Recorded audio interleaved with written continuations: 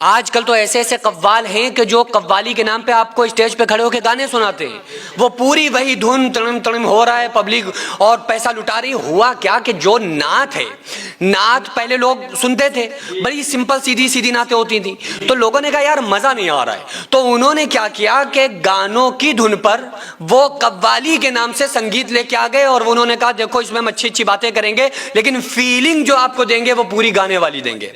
گانے ہی تو ہیں اور کیا ہے۔ اچھا گانا حرام کیوں ہے؟ جو میوزک ہوتا ہے، سانگز، یہ حرام ہے کہ جائز ہے؟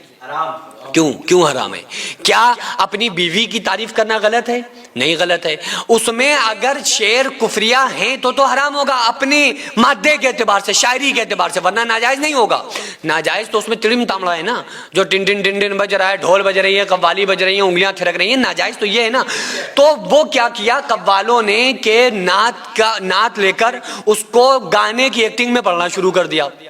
اب پبلک اتنی بے وقوف ہے کہ ان کے اوپر پیسے لٹانا شروع کر دیے، ان کے اوپر پیسہ لٹا رہے ہیں۔ قوال ساری حدیں پار کر دیتے ہیں، ساری حدیں۔ اور یاد رکھو وہ انداز، جس انداز سے جسم تھرکنے لگے، انگلیاں تھرکنے لگے، ایسے انداز میں اگر نعت پڑھی جائے، قوالی کا نام دے دیا جائے، یا ایسے انداز میں قرآن پڑھا جائے، اس کا بھی سننا اور پڑھنا جائز نہیں ہے، حرام ہے۔ اس کی وجہ یہ ہے کہ وہ نعت پر کوئی پابندی نہیں ہے۔ قوالی کے جو اشعار ہیں اگر وہ ٹھیک ہیں تو اس پر پابندی نہیں ہے، پابندی تو میوزک پہ ہے نا۔ وہی میوزک گانوں میں ہے تو حرام، وہ میوزک قوالی میں آ گئی تو جائز کیسی؟ میٹھا میٹھا کڑوا کڑوا تھو کیسا؟ اس لیے اچھی طرح سے یاد رکھو، ایسے قوالوں کے اوپر پیسہ برباد کرتے ہو۔ اماں کی دوا لانے کے لیے پیسے نہیں ہوتے، قوالوں کو جا کے آپ 1000 2000 روپے نذرانے میں لٹا کے آتے ہو۔ شرم آنی چاہیے تمہیں۔ یہ قوال تمہیں جنت میں نہیں لے کے جائیں گے، یہ جب خود دیندار نہیں، اچھا تمہیں دیندار بنا دیں گے۔ کیا سوچ کے تم ایسے قوالوں کے اوپر پیسے لٹاتے ہو جو تمہیں گانوں کی طرزوں پہ، قوالی کے نام پہ تمہارے ایمان کے ساتھ کھلواڑ کر رہے ہیں؟ کیا سوچ کے پیسے لٹاتے ہو؟ جنت میں لے جائیں گے تمہیں؟ یا تم جنت میں قوالی سن کے پہنچ جاؤ گے؟ نہیں پہنچو گے۔ وہ خود دڑمنڈے ہیں، انہیں خود تمیز نہیں ہے کہ پیشاب کیسے کریں، وہ تمہیں دین نہیں بتائیں گے۔ قوال آ رہا ہے تو اس کا دیکھو گرانڈ انٹری ویلکم کیا ہو رہا ہے، وہ دڑمنڈوں کے چکر میں پوری پبلک بے وقوف۔ اور اس پر مجھے اس بات سے اعتراض نہیں ہے کہ وہ آپ ان کے گرانڈ ویلکم ہو رہے ہیں، نہیں، خوب ہو، لیکن اس لیول کے ساتھ جب ہوتا ہے نا تو دکھ ہوتا ہے کہ جب علماء کو دیکھتے ہیں کہ علماء کی کوئی قدر نہیں ہے، مسجد کے امام کو کوئی نہیں پوچھ رہا ہے، اور وہ دڑمنڈوں کے پیچھے پوری مسلمان پبلک بے وقوف پاگل بنی پڑی ہے، تو سمجھنا چاہیے کہ ایسے لوگ جو ہم سے پیسہ لے کر اور ہمیں بجائے ثواب کے گناہ کے قریب لے جا رہے ہیں، بچنا چاہیے۔ خوب سنو نعتیں، دیکھو نا قرآن کیسی نعت پڑھ رہا ہے۔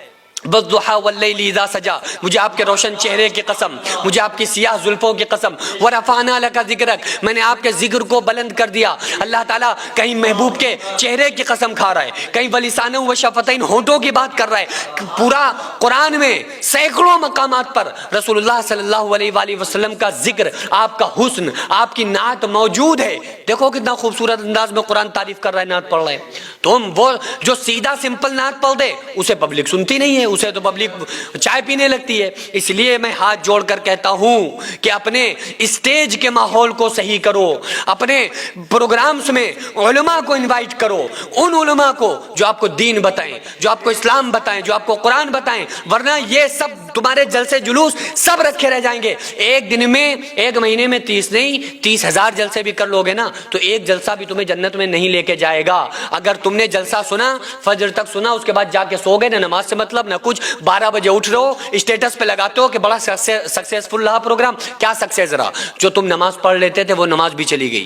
فجر پڑھتے جلسے پروگرام کا مطلب یہ ہوتا ہے کہ ایک بے نمازی آئے تو نمازی بن کے اٹھے، جھوٹا آئے تو سچا بن کے اٹھے، والدین کا نافرمان فرما بردار بن کے اٹھے۔ یہ تو کچھ ہوتا ہی نہیں ہے۔ جو نافرمان ہوتا ہے وہ نافرمان رہتا ہے، جو جھوٹا ہوتا ہے وہ جھوٹا رہتا ہے، جو والدین کا نافرمان ہوتا ہے وہ وہی رہتا ہے۔ پورا جلسہ ہو جاتا ہے، علماء پیسہ اروڑ کے لے کے چلے جاتے ہیں، نکل لیتے ہیں پتلی گلی سے، کھمبا بچا کے تمہیں لڑوا کے چلے جاتے ہیں، تم پڑے رہو پھر پوری زندگی اسی طرح سے۔ اس ٹائم اکثر لوگ مسجد اور مدرسوں کو توڑنا اور گرانا چاہتے ہیں، تو ایسے میں ہمارا فرض بنتا ہے کہ ہم اپنے مسجد اور مدرسوں کو قانونی طور پر مضبوط بنائیں۔ اس سے پہلے بھی میں عرض کر چکا ہوں کہ ایسے میں ہم ایک ایسا اسکول پلس مدرسہ بنانا چاہتے ہیں چلاتے ہیں جس میں بچے اسکول کے ساتھ ساتھ دینی تعلیم، حفظ، عالم کا کورس اور قرآن پڑھنا سیکھ سکیں۔ اتنا بڑا کام اکیلے بالکل بھی ممکن نہیں ہے۔ اگر آپ چاہتے ہیں کہ آپ کا پیسہ صحیح جگہ پر لگے اور آپ چاہتے ہیں کہ آپ کو اس کا ثواب قیامت تک ملتا رہے تو پھر آپ ضرور اس مدرسے، اس اسکول میں تعاون کریں تاکہ قیامت تک اس کا ثواب آپ کو ملتا رہے، کیونکہ جب تک اسکول اور مدرسے میں لوگ پڑھتے رہیں گے، تعلیم حاصل کرتے رہیں گے، جب تک انشاءاللہ تعالی اللہ تعالیٰ آپ کو ثواب عطا کرتا رہے گا۔ اگر آپ چاہیں تو اپنے مرحومین کے نام سے ایصال ثواب کے طور پر بھی دے سکتے ہیں، تو اس کے لیے سب سے پہلے ایسی زمین کی ضرورت ہے جس میں ہم یہ پروجیکٹ تیار کر سکیں